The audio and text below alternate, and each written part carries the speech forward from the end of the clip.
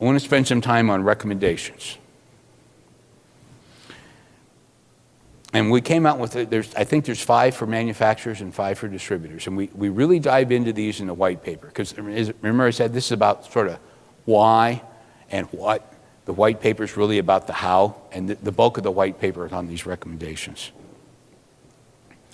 And that bell curve that I showed you, the key point I want to take in terms of talking about distributors, and I may not be nice, I'm going to give you this advice. This is based on our research. I'm giving this advice as if I was sitting on your board and I was an investor in your company and I cared about the financial return that we're getting in the marketplace. Everybody with me? So that's a perspective. But there's a ton of money on the left-hand side of that bell curve in terms of doing more spas if you do them right. So here's 5 very specific distributor recommendations. And for the manufacturers in the room, I want you to think about your distributors and think about how you would rate your distributors on these criteria. Because by the way, when I get to the manufacturer criteria, I'm going to ask the distributors, I want you to be thinking about your key suppliers. And there's going to be some huge differences on both. The first thing, let's talk about this 1 to 10. Let me define 1 to 10 if you're a distributor. A 1 says that you have completely manual spa processes. Every branch or location does their own. Salespeople are doing their own. They're reaching out to manufacturers, outside or inside salespeople, and trying to solicit and gain spas. That's a 1. That's chaos. That's letting the inmates run the asylum. That represents the worst practice. Now, again, that's where everybody started. Here's what a 10 is. And I'm not talking about big global company, intergalactic public stuff. I'm talking about independent, owner of the capitals, the chief executive, but there are a bunch of these guys that are 9s and 10s. And the one thing that it's just, and this goes down to the second one, they are fully automated. They've either built their own software, they've done middleware, and you guys are I mean, the bulk of you guys are either on Eclipse or Prophet 21 or Infor, and there's all kinds of really good middleware tools to do this. I mean, anybody here on Jigsaw? Anybody know what Jigsaw is? I shouldn't say this. NAED at these meetings they have what I call lonely booths, you know, where manufacturers set up little things up there and they sit by themselves and they all sit up there lonely and all walk by and don't say anything. I'm relatively certain that Jigsaw's got one out there. They had them in the other ones. But I mean, they have a whole matching thing that does this, that plugs into all the software deals. There's a lot of other tools that are out there. But the distributors that are 9 and 10 have automated the process. There is a database, and use this word, they have a portfolio of open spas. A distributor that's a 9 or a 10 does not ever have issues with an expired spa. The distributors that are 1s, 2s, 3s, and 4s have them all the time. And the second part of this, and you cannot be a 9 or a 10 if you don't do number 2. The distributors that have done this right have Centralized Spa Administration. I came out of sales. I've just, you know, and does everybody understand that sales DNA is different than accounting DNA? And I had an accounting background, but I prefer to think I rose above it. But the details mess me up. I've got a couple partners that are majorly anal retentive. They wake up at 2 o'clock in the morning wondering if it's hyphenated and can't go back to sleep till they look it up in their unabridged Funk and Wagnall's dictionary. People like that make me good. And don't ever put a sales guy in terms of spa administration, right? Does everybody understand that's different DNA? You need somebody that just really loves the detail. I have a partner that got excited like a little kid at Christmas when Excel got rid of the boundary of 7,192 columns. He was like jumping up and down. I'm going, what? I didn't even know they had that many, right?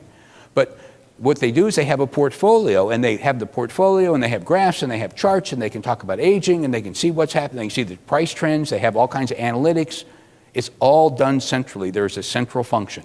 Now, you're in a branch. Well, I have decentralized branches. Everyone's a P&L. I'm not talking about any of that. I need a spa at a branch. It goes into a virtual bucket. My spa administration guys empty that bucket every day. So it's not like we have some bureaucracy that's unresponsive to what's going on. Remember that spa discovery process is critical, but the people that have this right across the board have centralized spa administration. Centralized. And by the way, for you distributors, most of you have a high maintenance, pain in the rear end salesperson that if they came to you and quit and gave you notice and said, I'm going to go grow apples in Washington, you might even be willing to buy them a one-way ticket, right? The cost that that guy or gal is costing you, right? If you just take their payroll out, reassign the accounts, the money that you're paying that person is basically more than it's going to cost to automate all of this. Just saying. Number 3, and there's green and there's red here. The green is the in scope from our research project. The red is the out of scope, but we as I said, we teach the pricing program at Purdue. And so the things that are red, if I was on your board and you were the CEO, this would not be optional.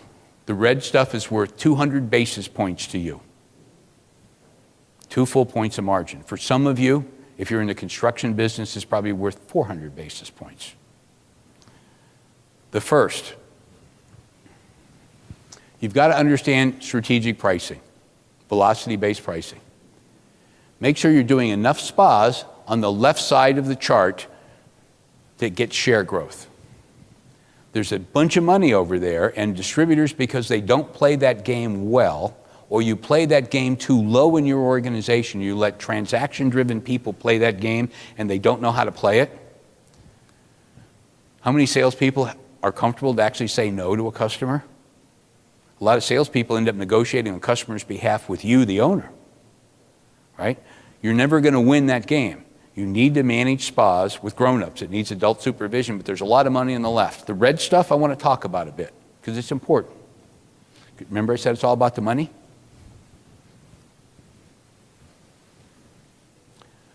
Velocity-based pricing. Go Google the term. Go to the NAED website and go look at the University of Industrial Distribution. Look at the pricing course that my partner Steve Dice teaches. Set up delegation and pricing realization policies. There is a large distributor, I'm not mentioning names, they were acquired by one of the big consolidators here a number of years ago, that specialized in large commercial construction projects. Everybody got me on what I'm talking about? And ran a 26% gross margin. Now, I just put you into intellectual vapor lock, didn't I? They had in that company a senior vice president that was they didn't call him this, but he was a pricing czar. Do not let sales control pricing. You guys all have these multiple columns, right? And every customer calls up, what's my price? And the inside sales guys have special scar tissue in the rear end to slide over one column and give them that special price. You need adult supervision to know what street price is. It's all about analytics. It's all about math. It's typically somebody that's been in the industry that really knows. And it's not some emotional salesperson. And the key suppliers, here's what you have that the manufacturer does not. This is the pixie dust the distributor brings to the equation. You know about street price better than anybody else. If you filter out the sales whining and the incompetent negotiation, and if you start sharing street price realities and more importantly the shifts with your key suppliers, you're bringing value to them that they can lever over their entire distributor base. Everybody knows about the marker system? You become very important to that supplier. Last but not least, and I'm saying this on video, and I'm looking forward to it. There's 2 companies that I really dislike. One is Delta Airlines. Why? Because I've got 5 million miles on Delta Airlines. The airline you fly the most, you hate the most. Delta is an acronym and stands for don't ever leave the airport. And I'm saying that because I'm old and it's my opportunity to say it on video. Second thing I want to say is we bank at Wells Fargo. And I hate them. I absolutely hate them.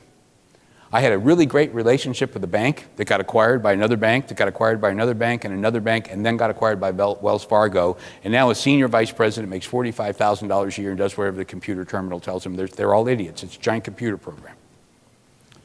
Why do I bank with them? Well, we get paid multi-currency. We do a lot of stuff out of the U.S. We have property management. The relationship's really complex. It takes a lot of effort to change a banking relationship. Does everybody understand that? Especially with the new regulations. And is there anybody else that's materially better? Right? Put them on the succometer. So why am I telling you this story? Why is this so important? It's important because of your margin. The reason we bank with Wells Fargo is that the switching costs for us are very, very high. Our willingness to pay those switching costs to go to somebody else, why would we pay them if there isn't a clear, better alternative, right? Well, so what am I going to go to? Bank of America? Right? So we stay with them. All distributor gross margin is a function of customer switching costs. If the customer has high switching costs, you have high margin. If the customer has low switching costs, they can go, I'm going to put this out to bid, I'm going to buy from 20 different guys, I have low purchase concentration. If the customer has low switching costs, you have low margin. So when you start thinking about, I can't name supplier names, but let's just say that you're doing some really complex wire pulls and doing value added to help a contractor at a job site, you're doing cool things with wiring devices, you're doing job site trailers, you got consignment inventory, you got all kinds of other things, you're actually doing the project management because every major construction project has this meeting at the end around a round table where everybody takes haircuts, right? And it's all about the retention and everybody gets the chargebacks and you help that contractor not get tagged with chargebacks. You're increasing that customer's switching costs. If you increase their switching costs, you get higher margin. So when you think about pricing, spas are an integral part of transaction management. And when you're the lowest guy in the market, there's two things you're never going to hear. You're never going to hear a teenage son come to you say, Dad, tell me about girls. And you're never going to have a customer come to you and say, you know what? Your pricing on these products is too low. It's not going to happen. And you're already too low with a whole bunch of people, and it's blindingly obvious once you go look at it. So in terms of recommendations for distributors, for most distributors, there's 200 basis points to get good at this. 200 basis points. Last two.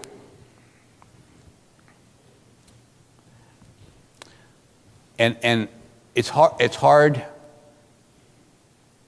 We had some issues in terms of how the words that we're using here are very precise in terms of the legal review. And they're accurate, but they're precise.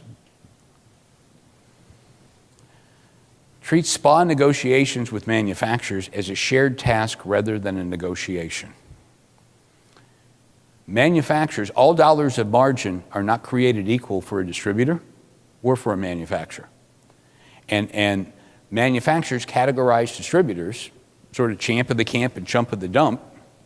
And the people that have earned that trust and treat it as a shared task and will actually say, you know, I need a really sharp pencil on this, because you really do, versus saying I always need one and going through that discussion. There's a lot of data and you will do better. The people that did really, really well, as reported, this is kind of like the Paul Harvey part. Let me tell you the rest of the story. Because we had distributors describe manufacturer practices to us, and then we had, these are strictly the people that we had the non-disclosure agreements with. Then we asked manufacturers to describe distributors, and it squared up perfectly. Where the manufacturer said, these guys got their act together, and the distributors had said, this manufacturer's got their act together. It was about this trust, and it was treating it as a shared task rather than a negotiation. There's a lot more negotiators out there than there are listeners. Number 5, the technology is no longer rocket science. Go shoot your highest maintenance salesperson, and what you're paying that person will pay for all of this. The key punchline I want you to grab is that you can carry this problem around as long as you want, or you can make it go away. It's simple. What's the investment? What's the return? Now, I want to talk about manufacturers.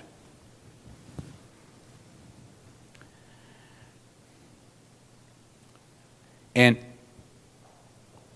there are some really stupid manufacturer practices. And there are manufacturers that play a game with distributors. Remember I said there's a lot more negotiators and listeners? It's not just in the distributor side. There are manufacturers that go out of their way and go, if I can make this horribly complicated and charge back, the burden for them to go through the administration be so high, I will keep the money. There are manufacturers that actually track how much money they make because they have a difficult process. They've intentionally made it difficult. Somewhere along the line, maybe there's consequences, maybe there isn't, but if I was a distributor, I would not be investing a lot of time to try to grow that business. Personal call. Sometimes it comes back to bite, sometimes it doesn't.